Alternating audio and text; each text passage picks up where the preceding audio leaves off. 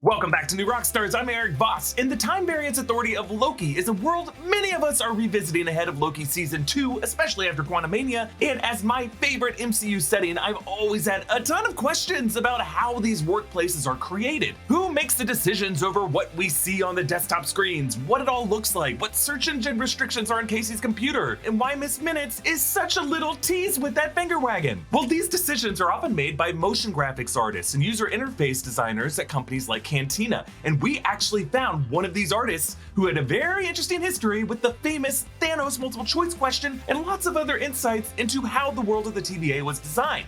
Here's our conversation about that fascinating design process behind the TVA and Loki. And this video is brought to you by Squarespace, more on them later. So let's welcome to New Rockstars a user interface designer who has helped design the technology of things that you've seen in the Time Variance Authority on Marvel's Loki, and for stuff that you've seen in Black Adam for the DC Universe, Darby Faccinto. Welcome to New Rockstars, Darby. Thanks for talking with us today. What's up, guys? So tell us what exactly you do, because it's a complicated job, it sounds like, from people in the outside world who don't even know that this type of work is being done. They might just take it for granted. Yeah, so our stuff is in a niche of a niche of a niche. So technically the general term for what I do is motion graphics.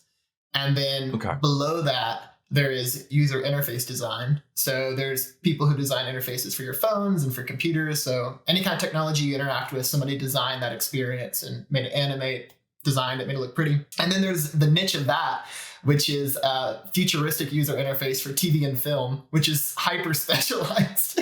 And so that's where I fall in and everybody I work with. And so we design screen graphics for movies and TV, for future tech, stuff that doesn't exist, or in the case of Loki, older tech. And we try to help elevate the story with the graphics. It's so interesting because when I think of Loki, I think of, it is kind of this weird hybrid of older tech that of course is futuristic in nature, but it has to have a weathered feel to it. Right. Yeah, it's gotta feel dirty and grungy and old, and yeah. Real quick, how does one get involved in this kind of work? I think everybody has a different story from who I've talked to in this, but my story was kind of weird. I reached out to a dude in email when I was in high school, and his name was Jace Hansen, and he designed the Iron Man heads-up displays and the helmet with all the holographic stuff going on. And we kind of became friends back and forth and talked for a few years. And then I was in college and I was doing this stuff as a hobby on the side of my dorm room. And Jace was like, hey, bro, you should drop out of school. I think you could totally do this full time. So I left school and I moved up to Vegas and hung out with Jace for like 3 months. And we hung out and designed every day. And he kind of taught me his process. And then I moved back to Tennessee, where I'm from. And Jace kind of vouched for me at the studio called Cantina Creative, where he did all the Iron Man stuff at. And they were like, yeah, let's trial by fire. Let's just throw them on something. And so that's how I got in. That's so interesting.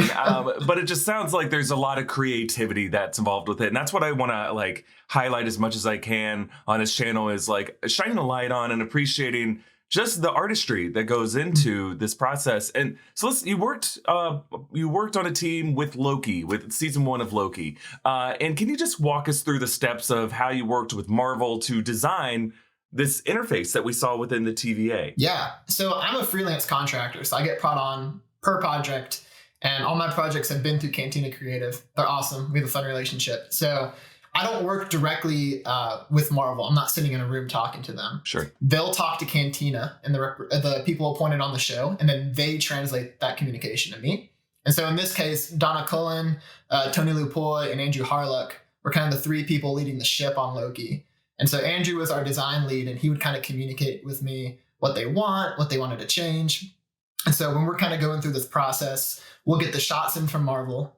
There'll be a blank screen. We'll have a rough edit of kind of what they want story beat wise there. And then we kind of go at it, give 2 or 3 versions to them. And then Andrew and Donna and Tony will kind of present it, look for feedback. And then Marvel will give us, sometimes first try, it's great. Sometimes we get a bunch of feedback and they want to kind of change everything. Either way is expected and it's fine, but that's kind of that collaborative process. So I see. Okay, so you're presenting 3 different versions, and can you give an example of was it a piece of technology or something seen on a screen in the TVA? Yeah. So I mean, there's a term called previs, and so there's previs for CG, where it's something really rough, just to kind of give a sense of story and beat when you're getting rough footage. for us, specifically with Marvel, they have their own previs department in-house. And so they'll kind of doodle some graphics on or slap some stuff on the screen just so we have an idea of what they kind of want. So, for example, if it's the chronomonitor, they might draw a line in like 3 branches saying we want 3 branches here. Something like that. That's kind of how we kind of get a rough idea. I gotcha. So when we watch the episodes of Loki season 1, I think a lot of people are going back to rewatch Loki right now. You can see like little Easter eggs on the desktop screens. Like it's like watching The Office. A lot of characters are just playing solitaire on their screen, or specifically like, we don't really know how much to read into this, but places and locations and time dates that ticker across the ticker. How are those details chosen? Yeah, so there's not a global answer for all of that. So, for example, like with locations or dates, a lot of that will come from Marvel saying, hey, we'd love to throw this in here. And then sometimes it's just, hey, can we just throw in locations? Because 3 of these are important. The rest are kind of filler. So it's really give or take. But with things like the solitaire screen that you were talking about, we kind of just go at it and have fun. Because, I mean, our job's to world build, really. And so we're looking at these screens. I'm thinking, man, like, you know, I think Andrew was the one who ended up putting the solitaire thing in there for fun. And, you know, we'll show it to them and they think it's funny and they love it. And they're like, yeah, like, we didn't even think about that. Let's do it. You know, conversations like that are so organic. So our job is to get them thinking, you know, so throwing things in there like that helps them kind of think a little bit bigger than maybe they were thinking originally about the screen. Interesting. I liked hearing how collaborative it is because, you know, it's also, if you think about a show like Loki, you know, with He Who Remains revealed at the end, it's all from his mind. But what I like about it is hearing that there's a lot of artists who are weighing in on this. It kind of presents like it makes the TVA feel more like, I don't know, it gives it more variety, a more kind of true bureaucracy office feel to it. Did you ever mix in anything in the options you put in there that might have been rejected for being like, oh, no, we can't mention that thing? Like, because they'll read into it if you do that. Yes, I think so. But I don't know if I can actually say what it is. Fair enough. But fair enough. Those conversations have happened where they're like, hey, who put this in there? And I'm like, I don't know who did that. Now, one detail that we spotted, if you can't talk too much about it, it's fine. This multiple choice question about Thanos and like the fact that like Thanos has 2 apples, like he goes back in time to eat another one. Like, yeah, you don't have to get, if there's any plot implications about from that, that's fine. I'm just curious, how did that come about? Yeah, no, I can talk about that. Okay. I'm actually really excited that you asked me about it. And because I watched your breakdown of that episode and you pointed out that screen and I got so excited and I sent it to like all my friends and stuff. And I'm like, he saw my screen because... Oh, that was you. Yeah, it was me. Well, yeah, I mean, like everybody touches everything, but that joke thing, there was, I believe for that screen, they wanted it to be like a DMV questionnaire kind of thing. I think that was the original ask. And so Andrew and I were kind of going back and forth, like just spitballing a bunch of different designs, and we landed on one.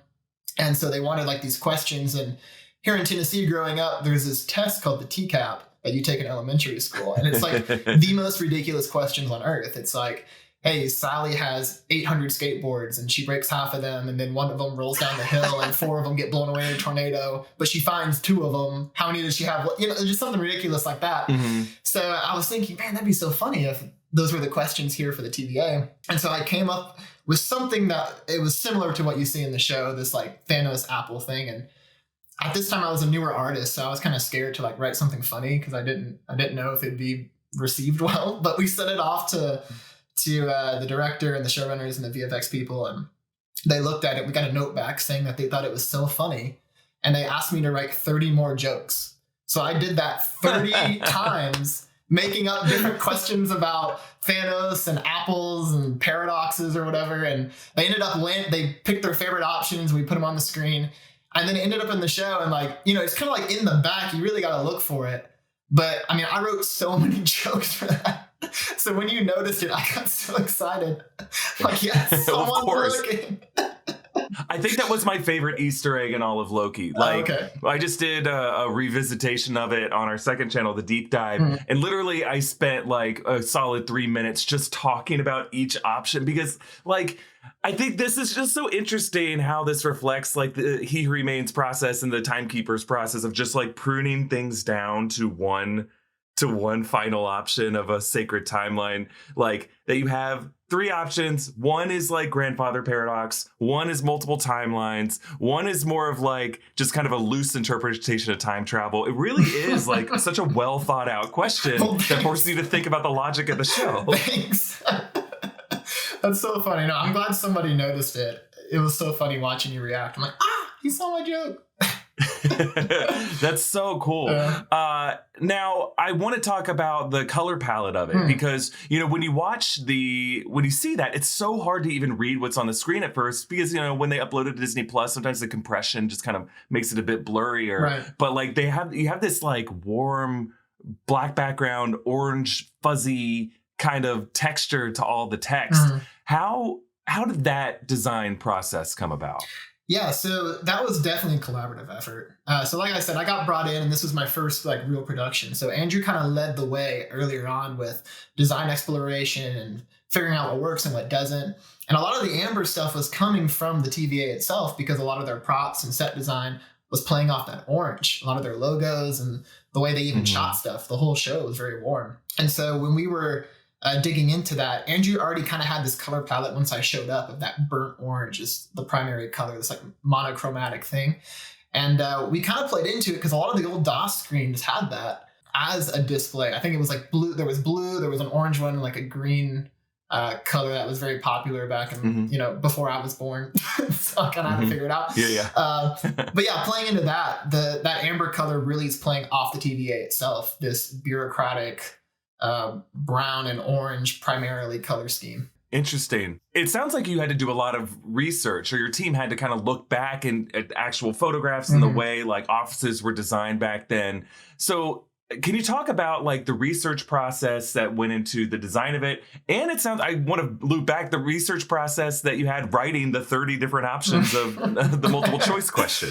Well, okay, to answer your first part, the research, like I said, like Andrew was really leading the way on that. So once I showed up, he was like, hey, here's all this stuff I've done. And here's kind of these conclusions we've come to. And when I joined, we were still trying to narrow down what the designs would actually look like in the final of the show. So we were still exploring, but he really had a strong language. And a lot of the stuff he was pulling from was old CRT screens, oscilloscopes, old airport monitors that show departures and arrivals, the way they're organizing a lot of lines of different text. Nintendo DS's for the TIMPad, that was a reference that we had.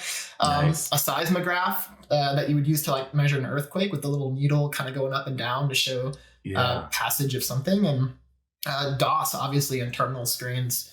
So those were kind of the real world reference that we would save pictures of or look at how do these, when you're turning on an oscilloscope, how does it turn on? How does it react to stuff? I know Andrew really leaned into that for the little happy face that takes off Loki's clothes at episode 1. Him and Tony Lupoy is our compositor. So his job is to take our graphics and track them and make them look realistic and interact well. And I know him and Andrew like really collaborated on that, trying to make it feel really fuzzy and blurred and really like it's in the glass. And so they really studied micro details of how that stuff worked.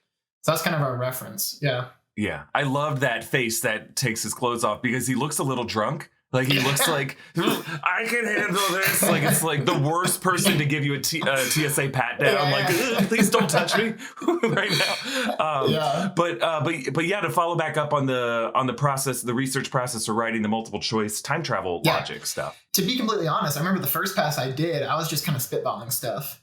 You know, just my general Marvel knowledge of how it worked. And I was kind of making up questions and I didn't know how visible it'd really be.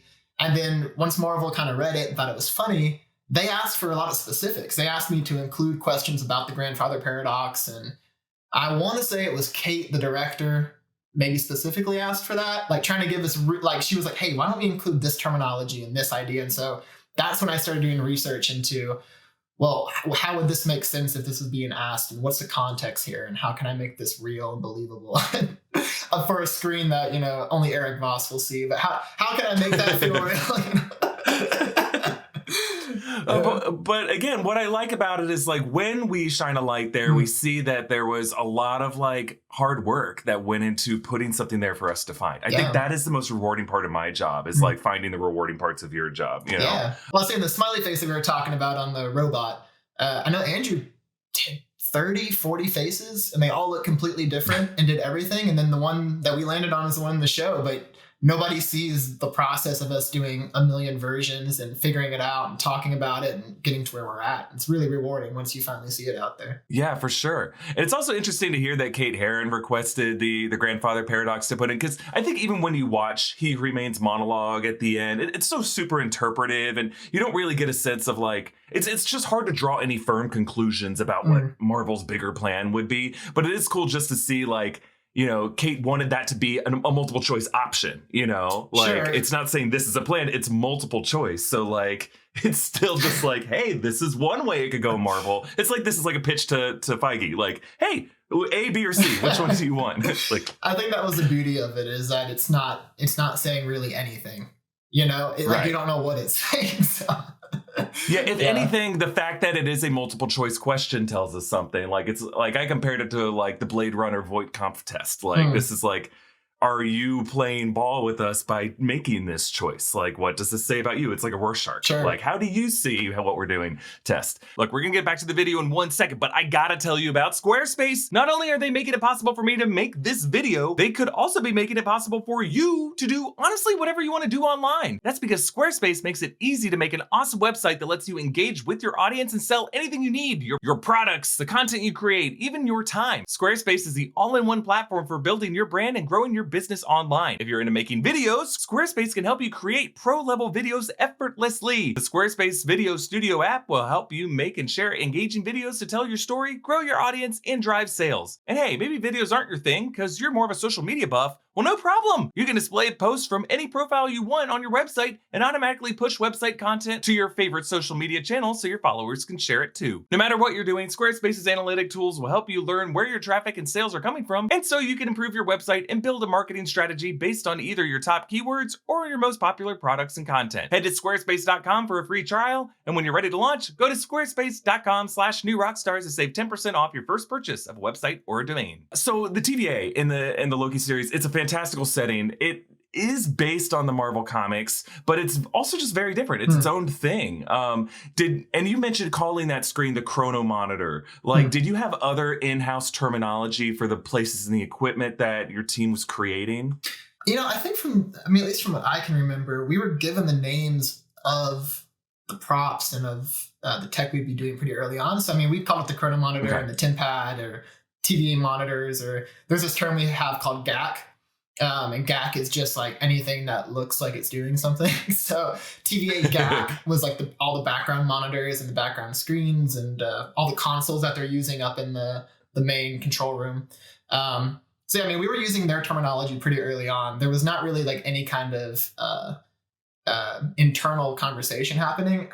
I was not a part of this, but the sequence at the end with He Who Remains and the fluid morphing, showing how he kind of like started doing his stuff. That was not me, but Andrew kind of oversaw that with some Houdini artists that Cantina brought on that were super talented. And I think for that sequence, they kind of had like their own terminology for what was being said. Because I don't even know if we knew the name of that. I don't even know if there is a name for that tech. I think we just called it fluid morph or whatever, something.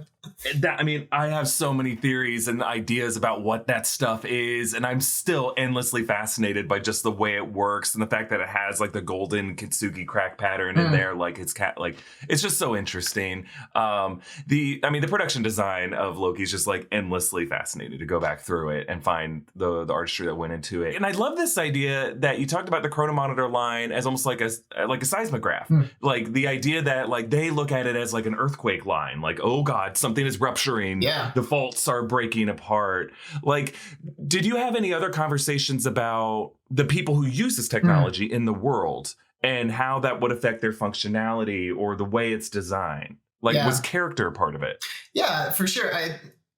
What was interesting is really the character that was a part of the design was not the people. It was mainly just thinking that Miss Minutes was the OS that was kind of running across the TVA. It's not like she was a Jarvis character, but there was this, there's playful moments where like the TinPad's low on battery. I think it was in episode 3 and she's kind of wagging her finger, you know, like little things like that. They're just kind of funny. I kind of thought of it, or I think we kind of thought of it as like this DOS terminal system that everybody uses. However, there's just different logins that could open up different restricted files. And so just like how everybody in a corporate setting would have Windows on their computer, the CEOs would definitely have an admin access to everything, but they wouldn't have a different OS. It'd be the same thing. So I think that's how we kind of thought about it, where maybe Mobius had, his TemPad and Renslayer's TemPad look the exact same, but Renslayer may have access to forbidden files that Mobius can't get to, right? Because she's a higher ranking officer. That's kind of how I thought about it logically.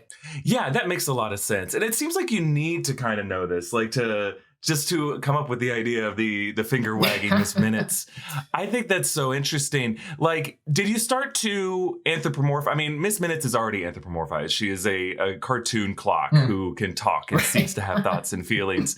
Did you ever feel like you have a workplace relationship with a character like that as you're designing this stuff? Like, are you imagining what her inner thoughts are, what her inner world may be? Yes and no. I mean, we don't really see a lot of Miss Minutes interacting with the tech. She's really displayed through that 3D character, which was done by the people at Luma. They're awesome. They did a killer job on her. And so she's really expressed through that. But the few times we see her that I did, there was a login screen in episode 1 in the main circle room when Loki first gets brought in. And she's kind of wagging her finger, and there's a login thing in the back. And then I think with the TemPad as well. So those little pop-ups are, to me, just a reminder that there's this interconnected network really of like information through the TVA. So everybody's able to pull information and check on stuff. And it made it, to me at least, it made it feel more connected. It made it feel like everybody was kind of running off this interface that was receiving and sending out information. Yeah. And what's cool about watching it is it feels like characters are both, they have access, like there's a whole lived in world of this bureaucracy, but there's also red tape to it. Right. Like the fact that Renslayer in the finale is even like given the wrong information than what she requested. It's like, well then, it's just kind of maddening. We can relate with that frustration of working somewhere. It's like, why don't I have access to what I need to do my job? Exactly. This is so annoying. Yeah, exactly. I think what was arrived at for the imagery of the sacred timeline on the chronomonitor screen with like just the one line and then branches that snake off of it. I cannot credit everyone who worked on the show more with just giving us like a kind of 3D rendering or even a 2D rendering of what the multiverse looks like. Yeah. Because that's something that we're always looking for. Like, can you just give us a map of where everything is? And so, like, what are the conversations like when it comes to what color that line is, what shape it is, how thick it is, how to animate the branches forming or getting pruned, like how they rewind? Right. I want to be a fly on the wall for that conversation. Okay. I can give you a little insight. So like I said, when I came on, Andrew had a really strong language for what the stuff was going to look like in the beginning. And the chronomonitor and the TemPad in the beginning looked a lot different than they look now. And we went through a million different versions, and there's all kinds of ways that we went, eventually landing where we landed. But those conversations that you're talking about, where what's the line thickness, what color is going on, those don't happen till later in the process after we kind of present versions, unless up front they know exactly what they want with that. But I believe for this show, it was we know it's going to be branches and there's a sacred timeline. We're trying to figure out a way to present it. And so then we kind of conceptualize what does that look like, and we'll give them a grounded version that's really close to their previs and what they're kind of thinking. But then we kind of go off the rails, do something crazy to see if we can get them in a different direction. And then they kind of give us feedback, and we try to meet them in the middle and try to figure out something that's going to kind of, number one, convey the story. I think that's something that Cantina does a really great job of, is they really want to make sure the story is conveyed and that the director's vision with what the graphic needs to do is clear. Otherwise, there's no point for it to be there if it's not doing anything, right? Like, it either needs to elevate the world or tell a story point, or it's just wasting space. But then also, we want it to feel cool, So there's a lot of times that we'll say, hey, like, we're choosing this direction because of this real world reference to DOS monitors or seismographs, and that gets them really excited, Because who doesn't want that stuff to be grounded in real life? So we ended up getting to the place with the chronomonitor where it's at now. Because Marvel ended up just really wanting something simple to tell the story. And we were totally behind it. So we kind of condensed all the stuff that we were doing into one kind of tidied up package. And it ended up kind of where it's at now. And everybody really liked it. So, yeah. Yeah. So there was this behind the scenes documentary, Marvel Assembled, that talked about how there was the production designers wanted a 3-tiered hierarchy to the TVA. You have like security in orange at the bottom. You have management, which is like Mobius's level. And then you have legal, which is Renslayer's level. Was that structure something you ever kept in mind? Like, did you think about you mentioned having references to DOS's to seismographs. Did you think about like inter-office communication systems or like company politics, company culture, that kind of stuff? Yes. I think for that, I remember, so for example, the solitaire screen that we talked about earlier, I don't think I ever got into politics of how would these characters interact with each other or have inner drama, I suppose. But what are these characters doing and what would their lives be like? Because the TVA is kind of this drabby, gross place. Nobody really wants to be there. It's kind of gross to look at through the corridors and hallways, but it works. And so I'm thinking that this guy who's stuck in this tiny office every day where the same people come in and they're surprised that he knows everything they've ever said and they're signing these papers, what would he really like be doing on his computer? Because I know if I was there, I wouldn't be doing anything. So when Andrew put up solitaire, I was like, that's so perfect. Like, yeah, he's doing absolutely nothing. Like he's just playing a game on his computer and he's like, here we go again, another guy, let's get him out the door. So I think we're trying to think about characters in that way. There was a scene, I couldn't tell you the episode, but Loki goes to the library and he talks to his librarian. And she's kind of typing on her computer and it's very quick. But on that screen, she's inputting information to like an archive kind of thing, like a library. And what would she be writing about? And it's just the most mundane stuff. You know, Sally trips on a rock and that caused a Nexus event. And she's like doing a whole catalog of stuff, just kind of hating her life. You know, because I mean, she looks so annoyed when Loki shows up. And so playing into that kind of atmosphere is really what kind of got us into these fun situations. Yeah, absolutely. I mean, again, this is, I also like, just to kind of to veg out with my wife, we will watch The Office, you know, and that's like, I just love seeing how Creed is in the background, is playing solitaire in most of the shots. And when he's asked what his job is, he's like, I'm a customer something. Like just these old people who have been at these desks forever and ever. Yeah, like they're just collecting a paycheck at this point. Exactly, they don't know. Yeah, exactly. So we've talked a lot about Marvel. You've worked on other titles too. And I wanted to ask you about your experience working with Marvel and Disney and how that differs from how you've worked with other studios and other franchises. Yeah. I think specifically with Marvel that sets it apart from working with other studios is their care. I mean, everybody cares about their product. And so I've never really worked with anybody who doesn't care. But with Marvel and Disney, there's this chain of command where you're talking to the VFX supervisor. So I talk to Cantina. Cantina talks to the VFX supervisor. VFX supervisor talks to the director and all those people. And then above the director, Kevin Feige and Victoria Alonso have to sign off on everything. And so my joke screen, for example, gets approved by not only Kate and the directors, but also by upper studio owners, right? Whereas for other studios, the director has the final say because that's typically how the movie would be made. But Kevin and Victoria want a strong, cohesive story. And so because of that, they have just as much of a voice on even little screens like this, as well as the big picture. And I think because of that, I really enjoy it because everything is so cohesive and creative and they love talking about it. And the simplest thing becomes the biggest conversation. And it's fun because you can tell they really care about what they want it to be. I love that. I think it's so fun working with them. If there's one thing you wish more people knew about your job and your work, what do you think it would be? I think the joke screen's a good example that there are these big hero moments that everybody's really familiar with, like the chronomonitor and the tim pads. But there's these background screens that go through months of revisions and notes and changes and conversations just for people to overlook it because they just think it's a background screen. And I mean, I guess that's really the point. It's just for people to really pause, and it's for the people who want to pause and really look into it. But when you're watching a movie or a show and you see these screens or holograms or tech, someone did that and it wasn't just thrown together. I mean, this was a whole process. And so really look at that stuff and check it out and be like, whoa, somebody actually took time to get this together and to make that. I think we're trying to build the world. So it will be rewarding if you do it because we put thought into it, the studio put thought into it, and it's just going to elevate your experience if you check it out. So that's great. Yeah. I love that sentiment. I mean, that's everything that we try to do here. And it's just nice to hear that, that like our hunting and our searches and our investigations are worth it because there is like valuable stuff to find. So I really appreciate all the work you do, Darby, and kudos to your entire team, everyone you've worked with, because obviously a lot of talent goes into these things.